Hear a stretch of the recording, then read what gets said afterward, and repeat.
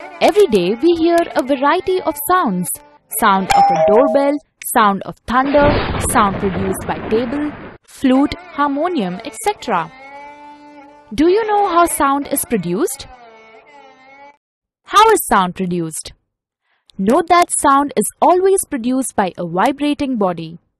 In fact, vibration is the main source or the cause of sound. With the help of certain activities, you will find that vibrating objects produce sound, and whenever sound is being produced, something or the other is in a state of vibration. Take a ruler and place it on a table. Press its one end with your one hand and pull down its free end with your other hand. Let it go. What do you observe? The ruler is vibrating and a humming sound is heard. Here, this boy is touching the school bell with his finger. There is no sound. When he strikes the bell with a hammer, there exists sound and the bell is seen vibrating. Many a times you hear the sound but cannot feel or see the vibration in the body. For example, if you strike a drum, you will hear the sound, but do not notice any vibration. To note that vibration takes place in the drum, put few small thermocol balls on the drum and strike it again. What do you observe? The thermocol balls dance up and down. This is happening due to the vibration in the drum.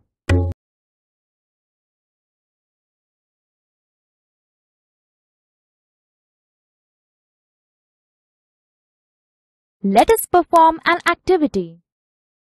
Take a pan and strike it with a stick. Do you hear any sound? Yes, because of striking, the pan vibrates and the sound occurs. What does this imply? This implies that any vibrating body produces sound. Conclusion: it concludes that vibrating body always produces sound.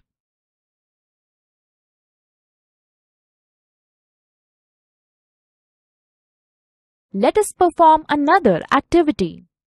Take a rubber band. Put it around the longer side of a pencil box. Place two pencils so that the rubber stretched uniformly across the plane. Now pull the rubber band. Do you hear any sound? Yes. It concludes that vibrating body produces sound. Conclusion: it concludes that vibrating body produces sound.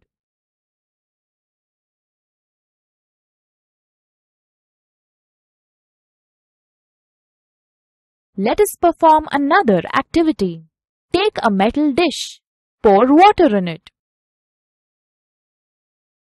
Strike it at its edges with a spoon. Do you hear a sound?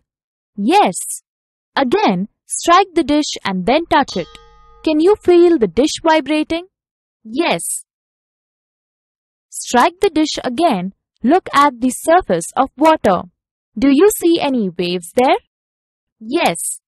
It concludes that under the vibration of first object, any second object can also vibrate. Conclusion: it concludes that under the vibration of first object, any second object can also vibrate.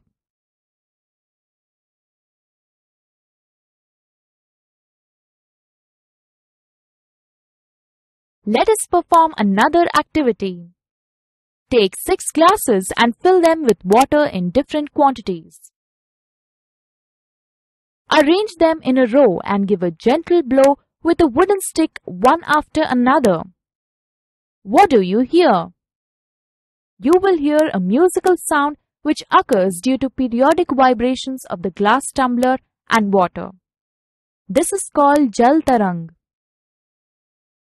Conclusion: it concludes that number of vibrations one after another in periodic form creates a musical sound.